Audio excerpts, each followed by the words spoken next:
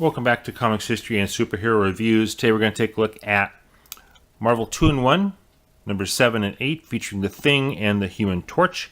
This is a 10-issue miniseries, Marvel says, which is leading up to the Return of the Fantastic Four, which happens next month. There's also an annual, which we'll look at later, featuring Thing and the infamous Iron Man, a.k.a. Victor Von Doom. So this is part of a series where The Thing is, you can take a look at this. Dr. Doom alerted Ben Grimm, aka The Thing, to the existence of the multisect, a device that Reed Richards, who is missing, left behind so the remaining members of the Fantastic Four, meaning The Thing and the Torch, could explore the wonders of the multiverse together. Ben lied to grief-stricken Human Torch about the multisect's purpose, claiming that they could use it to find Reed and Sue. So, Reed left this thing so Johnny and Ben could go explore the multiverse and be adventurers. Ben, because Johnny is depressed and feels that Reed and Sue may be dead, along with the kids, Ben basically tells a fib, say, hey, Reed left this thing so we can find him. Ben knows that's not going to happen. So together, they located the multisect, and that whole piece was actually pretty good in the first few issues of this series. They recruited scientist Rachna Kaul to help with their powers. She's a super smart scientist who is able to, with her tech, give powers or renew powers to superheroes and supervillains.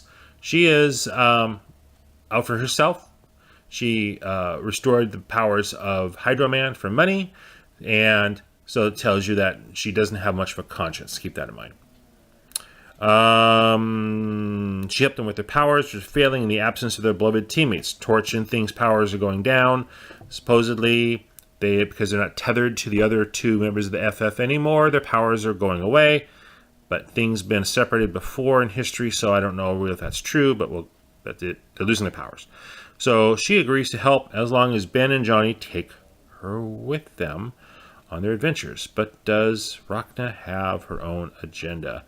And so an event says here the events of this story take place before those of Invincible Iron Man number 600, which I haven't read, so I'm not sure what the connection is there.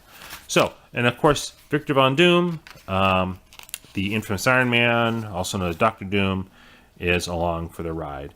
So they're going to different universes in the multiverse and trying to find Reed and Sue, and they find all kinds of interesting things and disappointing things. And now they end up at a world looks a little bit rough. We later find out this is New Jersey. So, and this is infamous Iron Man and Victor Von Doom. This is Rachna, that's Johnny. The Thing is, of course, the orange guy with the rocks. So, again, we're going to get into spoilers here. So, if you want to don't want to see the spoilers, stop it now, go read the comic. But overall, again, I'm a huge fan of the Fantastic Four. I love these characters, and this is a pretty good story. Chip Zdarsky is doing an excellent job with the story, and I think at some point in the future he should be doing the actual FF book. He's not the writer for the comeback of the Fantastic Four, but that's another story. He's doing a great job here. Ramon Perez is the artist, doing a great job also. So, and Zdarsky gets the characterizations of all these characters perfectly, I think. So, long story short, they go into what's basically a battle world where Doctor Strange is the right-hand man of the guy in charge, which is very similar to the whole Secret Wars battle world with Doom and all that. So, long story short, in this universe, Spider-Man ended the Marvel Civil War by killing Iron Man and imprisoning Captain America. How, why, I don't know. But this is supposed to be Peter Parker. Kind of creepy. And here's back in our world, or their world, the real Peter Parker hanging out with Alicia Masters and just basically saying, hey, we're worried about those guys. Subplot, Mad Thinker, who in the previous issues looked more like himself. This guy looks he looks mad, but I don't think he's a thinker. He's breaking into Rachna Kuhl's home, which is the tech allows her, or anyone who's using it, to give people powers. Foreshadowing. So we have Battle World, where it's very similar to the Thor Ragnarok movie, where our heroes are set up against something that's supposed to kill them in a gladiatorial combat. So, and of course it's not the Hulk. We see battles, we see monsters. We find out that Rachna is out looking for her sister in all these multiverses. And this was a version of her sister who just got killed by Von Doom. And we find out that she's been along trying to find a host body for her sister, who is needs a new body, put it that way. I have to read through it again, see what the actual illness is. But in all this, we find out, it's revealed to Johnny that she's leading them looking for her sister, not for Reed and Sue, meaning Reed and Sue are not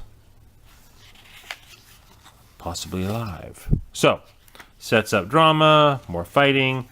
Victor Von Doom, by the way, he's powerless in this, but he is able to control minds, and Doctor Strange, who had this damper on everyone's powers, is now out of the picture.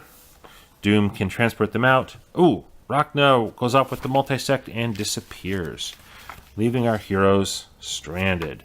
So, leads us to the next issue, number 8, where basically it's a few months later. Ben and Johnny have gone underground, assumed different identities, and they have lost their powers. See, Johnny just got hurt touching something that's hot. And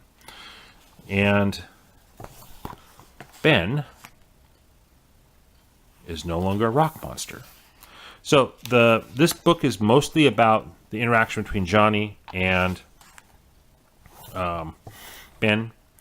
And Ben is living a normal life. Johnny is living a normal life. And unlike in most of the Fantastic Four history, Ben seems happy.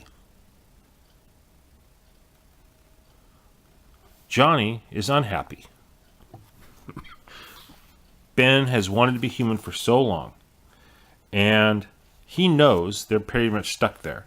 Now, being a different universe, there are other characters here. He finds Amadeus Cho, one of the smarter people around, who is able to send, supposedly, messages through the multiverse. So they send a message to the Avengers to come help them.